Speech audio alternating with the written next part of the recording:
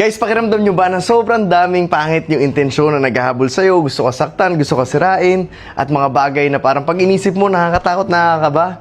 Sabi sa Psalm 12, 13, 14, and 15, ang mga tao na gustong pumatay sa akin ay naglalagay ng bitag upang ako'y hulihin. Ang mga gustong manakit sa akin ay nag-uusap na ako'y ipahamak. Buong araw silang nagpaplano ng kataksilan. Verse 13, ngunit para akong pipi at bingi na hindi nakakarinig at hindi nakakapagsalita. Nagbibingi-bingihan ako at hindi sumasagot sa kanila. Dahil naghihintay pa rin ako sa inyo, Panginoon.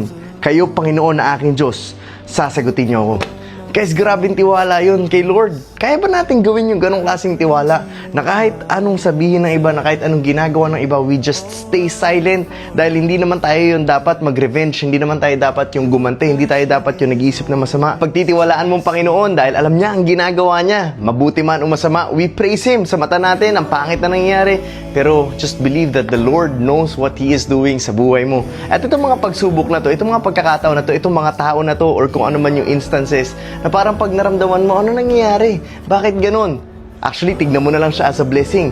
Bakit?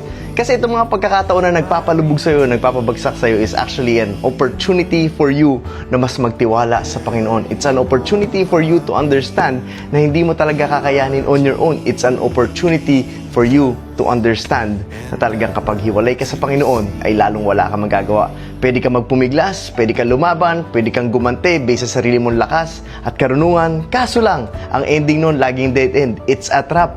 And kapag ginawa mo yon, kung sila nagkasala dahil sinasaktan ka nila, dahil hindi mo na-control yung emotions mo at hinayaan mo yung emotions mo yung nag-control sa'yo, then you will sin like them. Just stay silent. Tahimik ka lang.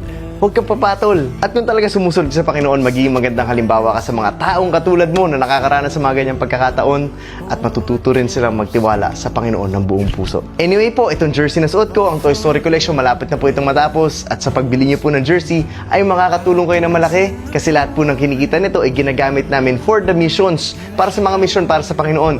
Kaya sa pagbili niyo po ay makakatulong kayo ng malaki. And yun lang po, at gusto ko pong sabihin sa inyo that you need Jesus in your life.